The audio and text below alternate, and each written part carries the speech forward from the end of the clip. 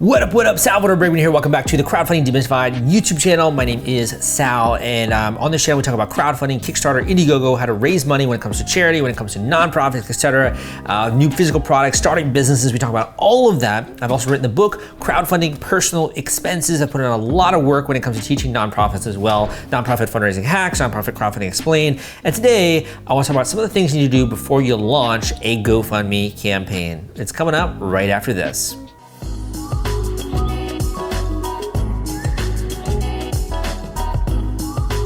Okay, man, I wanted to crank out a video for you. I am burning the midnight oil, and I really want to make a video today because I think that there's just not a lot of good teachings out there on this subject, and I haven't made a video on this in a while. So what I want to talk about today is kind of the different things you need to do when it comes to running a successful GoFundMe campaign, but more specifically, what do you need to do before going live, right? So a lot of the times, I'll have someone who will do a call with me or do coaching, and they'll be like, Sal, I wish, number one, I discovered you before I went live, but number two, there's all these things that I wish I had done. What should I do now to salvage this campaign? And I think that's kind of the hardest call to have, because a lot of the times there's only so much you can do to salvage a campaign, particularly when you're already so far along the process and it's been a couple, been a month or been something before you've actually come and booked that call. So I want to kind of address people ahead of time so I can be more helpful ahead of time, and hopefully then we can also make sure that you raise more money with your GoFundMe or other style of campaign. So first of all, what are some of the things that you need to do before you go live with your charity fundraising campaign? And by charity fundraising, I'm talking about raising money for volunteer costs, raising money for education costs, raising money when it comes to business costs, raising money to go on a trip, raising money for medical bills, etc. Personal costs in any sort of way. That's typically what GoFundMe campaigns are for, or you're raising money on behalf of someone else. So someone else had something happen to them, or someone else had an experience, you're trying to raise money for a cause or something like that. That's what I want to talk about. So let's get into it. The first thing that you're going to want to do is you're going to want to do a campaign audit, okay? So likely, if you've already been kind of getting this together, you probably already have a bit of a bare bones of a campaign. Maybe you already have the video, or you have a photo, or you have the story, or anything in the way of a bare bones campaign. You don't necessarily need a video when it comes to GoFundMe. You can just have a photo and the story that goes into that actual campaign. However, the first thing I want to do is I want to do a campaign audit. Now, what is a campaign audit? Now, audit's a very scary word, right? When I think of tax authorities and these different things. All I mean when I say audit is to just kind of go through the campaign with a fine-tooth comb and looking at it not in the lens of the creator, but looking at it through the lens of a particular donor. So certain things like, is the campaign formatted correctly?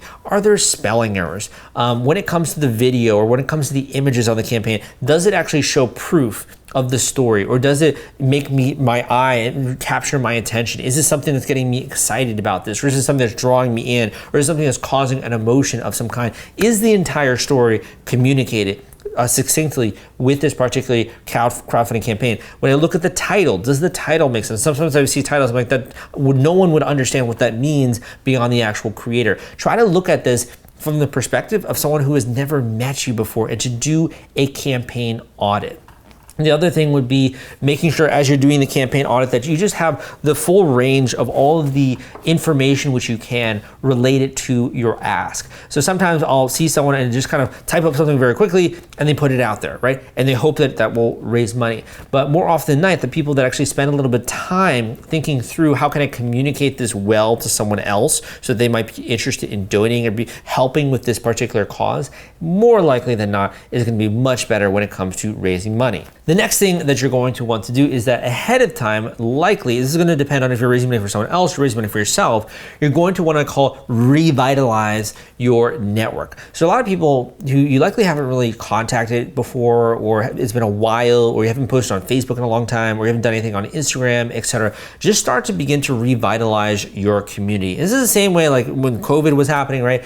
People wouldn't go out, and then all of a sudden they had to kind of go out and be social again in order to be normal, to kind of rekindle a lot of those friendships and those relationships. Just kind of revitalize your network a little bit, and that's point number two. Spend just a little bit of time doing that, because the more you can just warm these people up, it's going to seem less strange or less offbeat or off the wall when you actually do start to promote your campaign to your social media network and to your little following when it comes to that. And also people are going to be way more receptive to you, where it doesn't just seem like you're trying to ask them for something. So make sure that you warm up your network. Number three, is to either have someone to help you with the campaign. I call this assembling a crowdfunding street team, or to get someone to run the campaign on your behalf of someone you're running it for, this benefactor, if you will, right? And I have other videos out there on this, but historically, if you run a campaign for someone else or on someone else's behalf, you will raise significantly more, and also you will be more successful when it comes to a GoFundMe campaign. So make sure that you are doing this, or at least aware of this.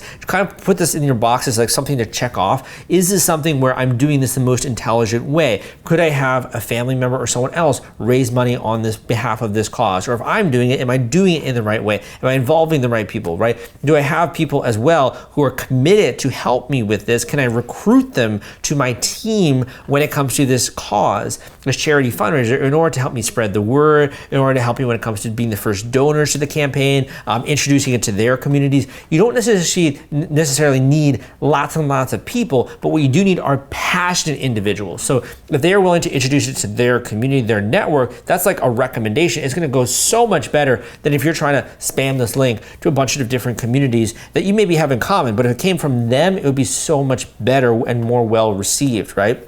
So think a little bit about that. Are you doing that correctly, or could you be doing it a little bit smarter? Want to take all the stress out of fulfilling your Kickstarter rewards? Fulfillrite is the turnkey solution that puts product delivery on autopilot. The Top Campaigns uses trusted high-tech provider to store, package, and ship their products. Focus on growing your business. Leave shipping to the experts. Don't wait. Get a custom quote from Fulfillrite today. Link in the description. The next thing you gotta do before you launch on GoFundMe, my friend, is you gotta have a marketing strategy. And I know, marketing strategy, I hate marketing. You know, this is one of the things that is kind of like not so fun to think about. And it's because a lot of the times we just don't know marketing. Like, most people haven't studied marketing. You know, I spent 8 years studying marketing when it comes to this niche. This isn't something that, you know, people will love to just go home and study about marketing a lot of times. This is something usually they're trying to do. They have a particular need. So I'm more of a fan of the fact that, number one, you don't need to be an expert when it comes to this. You can hire experts, or you can follow different plans, procedures, and systems in order to get the result that you want in life. If you think about it, if you're trying to do any kind of procedure right in life, if there's a step-by-step plan for you to follow, usually you can do that. You don't have to be the one to come up with the plan necessarily in order to get the end result. So I will lay out a couple of different tenets, and then I'll talk about that system. So first of all, one of the things you can do would be beginning to collect email addresses. Really easy to do. Collect email addresses of people that you've been contacting before, professional connections, anyone who's involved in your own life. Try to assemble that, if you can, into like an Excel file of some sort, something where it's very easy to see. So you can begin to list this up. I call this taking inventory of your network. So try to collect email addresses, phone numbers, whatever it is you have. And you're gonna begin a email marketing campaign, and likely also maybe some phone calls, some text messages. This is gonna be very helpful for you to draw on when you're trying to market that campaign that you end up going live with to all of these people who, you know, you maybe have their information, but it's all not organized. So when you can get that organized, makes it a heck of a lot easier. The second thing is to create fundraising materials, which you can then send out via email. You can also give to someone who's part of your crowdfunding street team to share this on your behalf. This could be things like images. This could be things like captions for social media that you think up ahead of time. These could be things like graphics, even like a short video if you want to. Things that are what I call marketing assets, which you can draw from, which you can then distribute to this network via social media, via Instagram, etc. Another big one is PR and influencers. So I talk about this a lot in the GoFundMe cash machine. And I also covered this recently with one of the videos that I did, the power of the media. So I'm one of these guys where I believe in the little guy. Like, I'm more on the fan of the little guy than the big guy. These are big media corporations. So if you want to understand the tricks of the trade, the secrets, in order to get these people to cover your campaign, in order to get these people to talk about you, to spread the word, as well as when it comes to templates, the things you need to do to execute on a campaign, really copy and paste, paint by numbers formula for doing one of these successful raises, go and check out the GoFundMe cash machine. I promise you, this is going to make the process so much easier, so much more simple to understand, particularly if marketing is not your strong suit. You're going to want to have a system that is easy to follow, step by step, that literally holds your hand throughout this entire process. And this is what I've designed when it comes to this system. And that's one of the things that I love doing when it comes to this niche. So go and check that out down below. It is an investment, honestly, but I do think it's well worth it as an investment versus trying to figure this out yourself, which will take a lot of time. You might not also get it right, and the stakes are pretty high when it comes to this, particularly if you need to have a successful result when it comes to your campaign. So aside from that, I would say, again, PR. This is something you might want to think a little bit about. What do I mean by that? I mean by how can you involve other people in this story? So I'll give you an example. Let's just say that you're doing a campaign around a particular cause of some sort. How is that cause right now being highlighted in the media? What about in local publications? What about different advocates or organizations or nonprofits who are also trying to push that cause in some way? Pay attention to the news, pay attention to different trends. How could you attach your campaign to a major media trend of some sort? Are there different angles maybe that you could go with? How could you reach out to some different reporters to give them a story? Stories are so big, right? And the fact that all these reporters are looking for interesting human interest stories and experiences, particularly when injustice happens, particularly when there's some kind of a cause which deserves attention, when it's a highlight of a bigger social trend of some sort, when it causes warning bells to go off, or when it's something that to a lot of people is just like they can't stand that this happened, or this huge event happened and the media wants to highlight it. A good example of that is like when a homeless man decided to give it, found a bag of money and he decided to give it back to the community. That's an example of like highlighting something in society. Or when an injustice happened, wanting to highlight that in society. So think about what could be a media angle maybe for this campaign, and it can kind of be a little bit of a secret way to get you on the spotlight, to get you the attention that you deserve. Okay, so I'm gonna mention just one more. I don't wanna go super long with this video. The last thing I wanna mention is a marketing principle. And before I know what you're gonna say, right?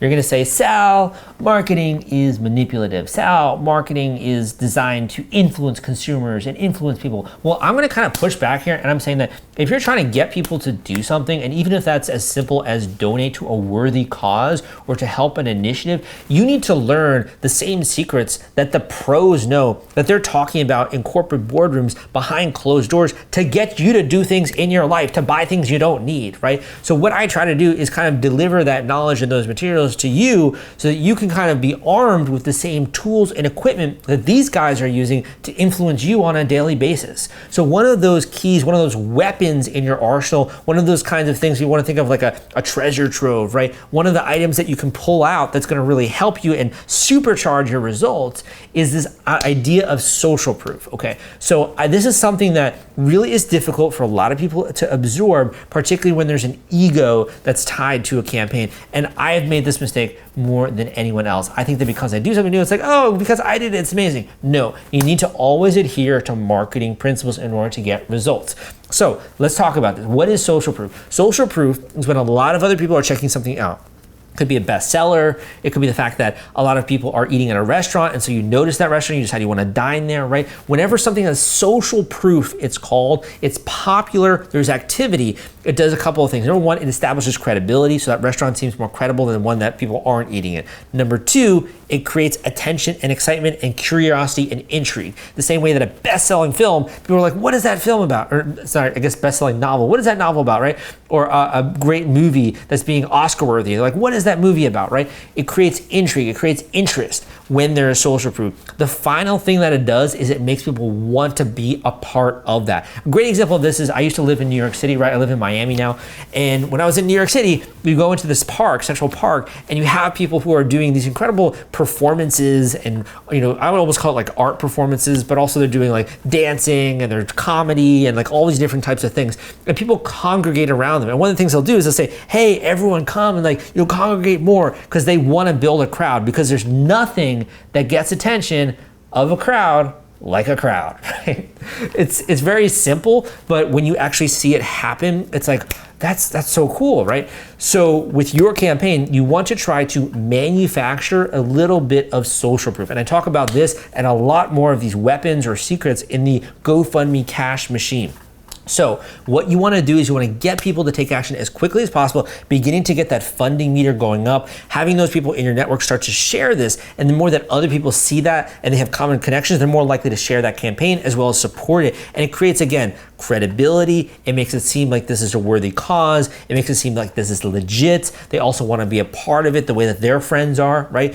And it almost creates that fear of missing out as well. And it's like, well, I'm a good person. I want to support this as well, you know? So it really makes it, normalizes the campaign versus when you don't have credibility. Think of it this way. If you invite a bunch of people over to your house for a party and someone else is like the first one there and no one else shows up, like, it's kind of awkward, right? It's a little bit awkward if that was to happen. Or you put on a performance and there's only like 2 people in the audience. It's like a little bit weird. It feels a little bit strange. That's the same way as if you launch a campaign on GoFundMe. It has $0 that's been funded, $0 that's been donated. No one is sharing it. People come to that and they're like, this seems like a scam. This seems not legit. This doesn't seem normal, right? There's no way I'm going to be the first one to put my toes in and to actually, you know, dip my toes into that water and to go and check out this thing, right? They're not going to be the first one to share it. They're not going to be the first one to donate. People don't want to be first. They want to hop on to an existing train, something that has already happened. And that's, again, in marketing, we call that the bandwagon effect, which kind of is tied very closely